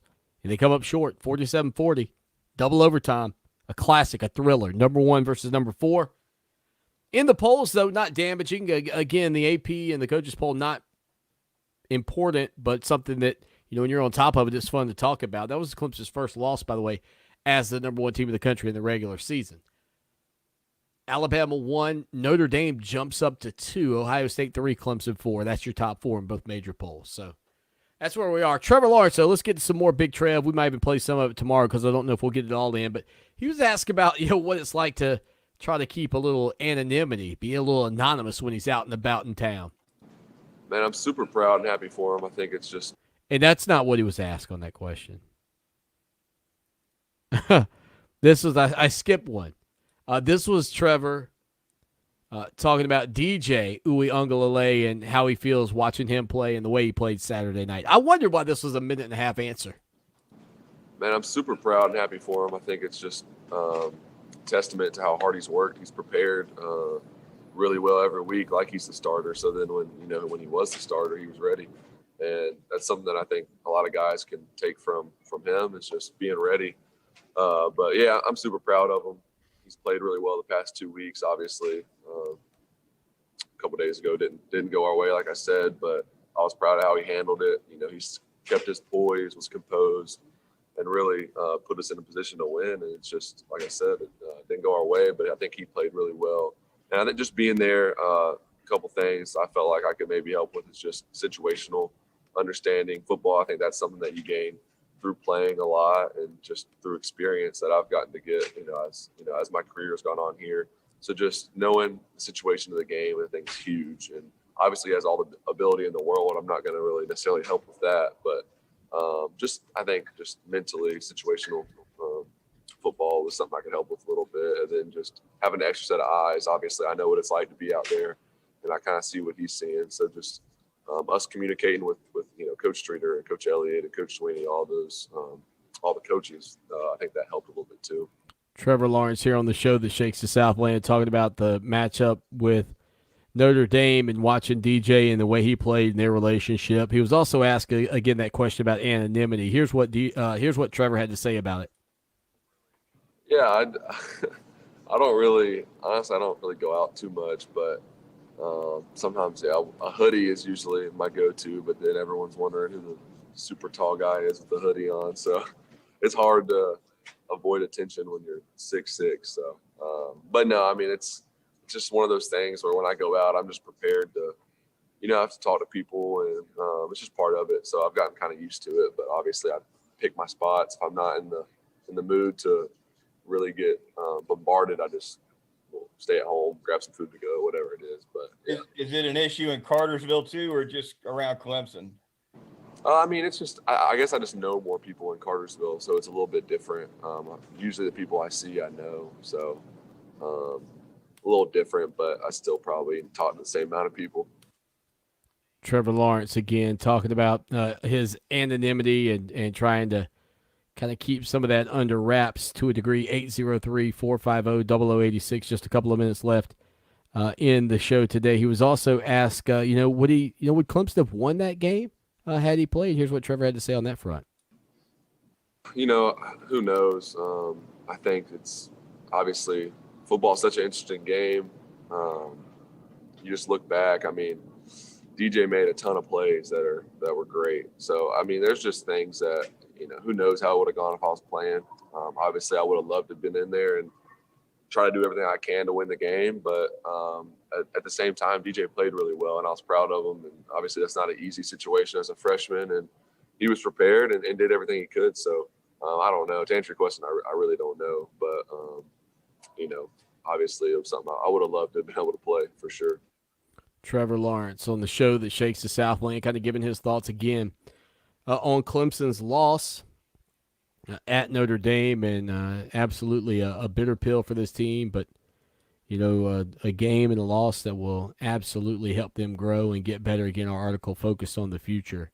Head over to ClemsonSportsTalk.com because it really does kind of lay out the game plan for what you saw, and I think the perception has been from when Deshaun Watson left until, I guess from the time Deshaun Watson left, that people are thinking, well, Clemson's going to fall off now because they lost Deshaun.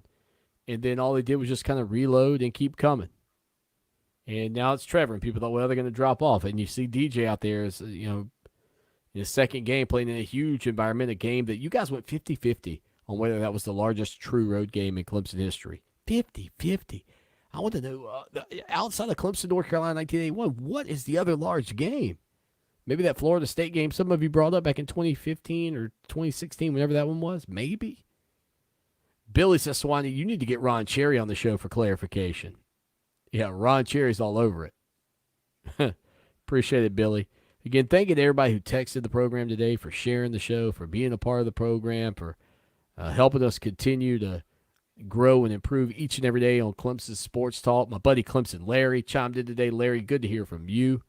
I did get to read Larry's text on air, partly because he asked me not to, right, Larry? I couldn't get to the problem at hand, though, Larry. I tried, but I didn't have time. But tomorrow we'll do our best to get you all squared away. Thank you again for hanging out, getting in the Midlands, the PD, and the Low Country. Our website is ClemsonSportsTalk.com, and just $63.17 gets you a premium membership, and you can support us, help us grow. Head over there, check it out, and we do appreciate it. Again, thank you to William Qualkenbush for joining us, and we'll be back tomorrow to kick things off in 22 hours. Until then, as always, y'all take care now, and go Tigers. Clemson Sports Talk with Lawton Swan on Columbia's home for sports. Fox Sports Radio 1400. Now, Columbia's most dependable traffic, sponsored by Pope Davis Tire and Automotive, home of the best tire prices in Columbia, guaranteed. Fox Sports Radio 1400 traffic. From the traffic